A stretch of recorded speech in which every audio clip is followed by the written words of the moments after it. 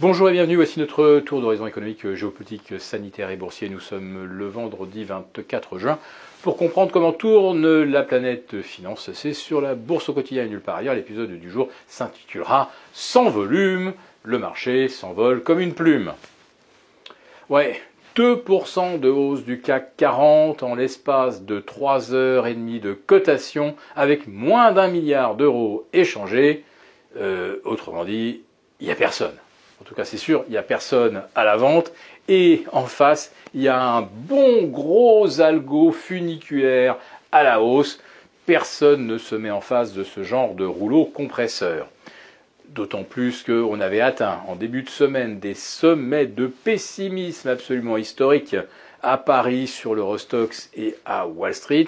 Tout le monde était vendeur, tout le monde était couvert, archi couvert.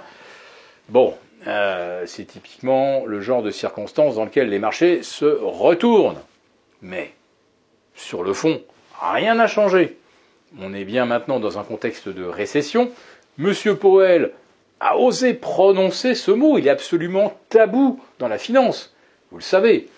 Déjà, stagflation, on évite de le dire. Alors, quant à récession, c'est absolument interdit. Bah pourtant, Monsieur Powell a osé dire textuellement une récession est possible, sinon probable. Bon, maintenant les marchés se disaient la récession, c'est peut-être le meilleur moyen de stopper l'inflation sans être obligé de monter les taux jusqu'à des niveaux stratosphériques. La question c'est, est-ce que 3 ou 3,5% de taux, ça suffit à créer une récession? Et puis si la récession s'enclenche, est-ce qu'on est capable, avec 3 ou 3,5% de marge de manœuvre sur les taux, est-ce qu'on est capable de ressusciter la croissance? Alors, ressusciter la hausse des marchés, oui, probablement. Mais ressusciter la croissance, j'en suis beaucoup moins sûr. Nous avons également un élément qui peut peut-être aider les marchés, la remontée de l'euro. Ça abaisse un petit peu le coût de notre facture énergétique, ça soulage.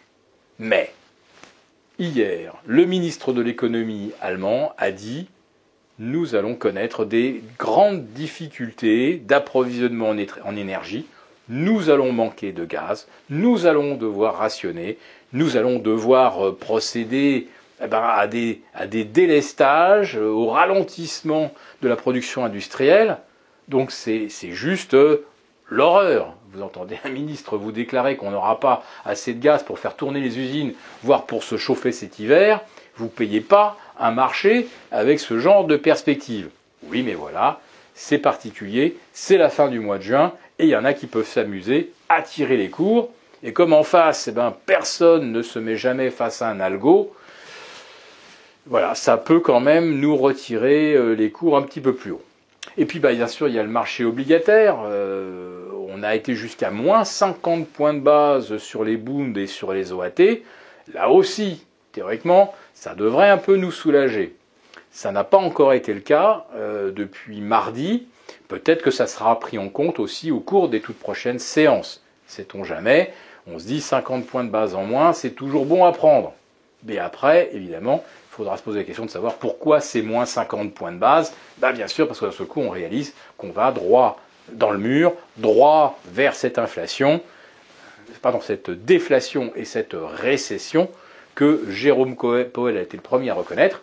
Est-ce que Christine Lagarde se laissera également aller à évoquer un scénario de récession? Je pense que l'été va être quand même très, très compliqué pour ces marchés.